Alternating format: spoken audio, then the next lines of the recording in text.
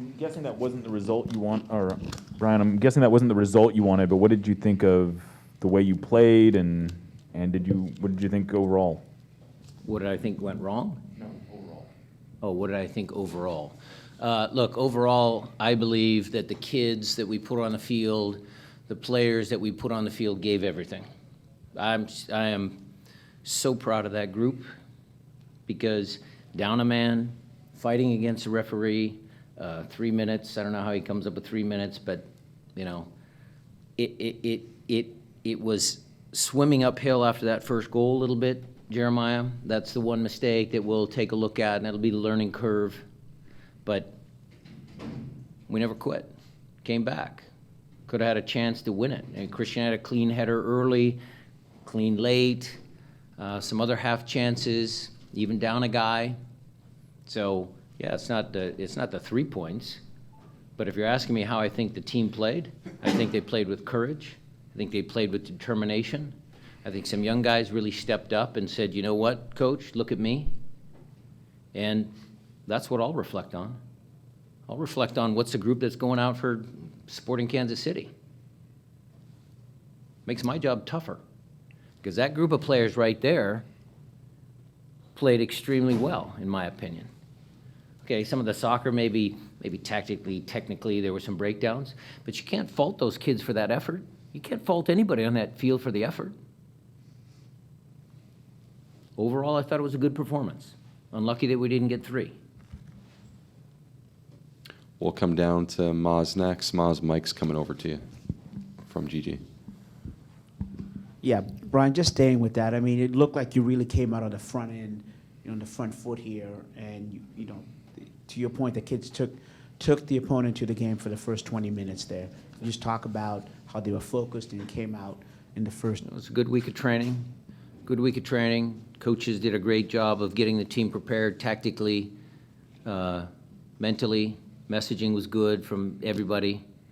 Yeah, again, it's kind of, you know, it's unfortunate that when we started off well like that, we seem to take early goals. That seems to be the narrative for the last 10 games or so. So that's something we just got to try and correct. How valuable are these games? You want to win them, but how valuable are these games for those young kids to develop in must-win games in terms of overall develop for your squad? Well, I can start with Defiance, winning in penalty kicks. You know, throughout the club, up and down, it's always good to play in games that mean something, that matter, that are life and death. So their experiences hopefully will carry them into whatever career they have. But it's the consistency. They got to be consistent. So if I roll some young guys out against Sporting KC, they got to come around and do the same thing. And that's away from home, an opponent that's in form. So we'll see how it goes, but you know, those experiences, that experience for kids like Ethan, you know, again, Danny and Josh growing together a little bit, you know, Jackson having to play under those circumstances, Dylan Tevez coming on doing a good job. I thought they were great. Go to John right here in the front row. Coach, I want to talk a little bit about Ethan Doubelaire and his performance tonight. Plays 90 minutes for you, playing in a wing-back role, which isn't necessarily normally where he's played in the past. What did you think of his performance, and how familiar is he with that position in the role? Well, he has played that position, actually. We've played him there a couple of times. Austin, the 1-0 game. So he's had some. I'd have to look back. My memory's not as sharp as yours, but I'm sure that there were other games, certainly in training and Defiance and stuff like that. He plays on the right-hand side. And look, as a wing-back on the front foot, like Maz says, you're almost playing like a right midfielder. But what I'll tell you is I like the kids defending. So there were a lot of times when he was out there 1-against-1, he shuffles his feet, he moves his feet the right way, he doesn't get beat. So tactically, he's got some things to learn, you know, what's behind him, his vision, and tactically the positioning of where he is on the field. But he's one of the kids that did great. Very, very, very proud of him. Other questions in the room before we go up to Zoom? And for those on Zoom, please go ahead and hit that raise hand function button. Jada, I see you. We'll come to you shortly. we'll go over to Jeremiah here before we head up to Zoom. I know you haven't had a chance, or I assume you haven't had a chance to really look at it, but from your perspective, what happened on the goal that you gave up? Like, what were the mistakes? Well, I saw it on the TV feed. So Ymar was pressing a little higher up the field. The guy dummied it. Jackson was there. They did a little give and go, and that left, AB and Kellen, and the guy snuck in between the two of them. So the line was kind of disjointed because we're pressing into their half of the field. So the back line, the back three especially, need to be together, play as a group. And then, Kellen has to provide some cover. But, that's just a learning curve. It's a learning curve for Ymar. It's a learning curve for Jackson. If we're going to press, if we're going to make that commitment, we all got to go together. And then for AB, it's just something that they'll learn from and get better at. Okay, we'll head over to Zoom. I'm seeing a few hands there. Jada Evans, why don't you lead us off there, please?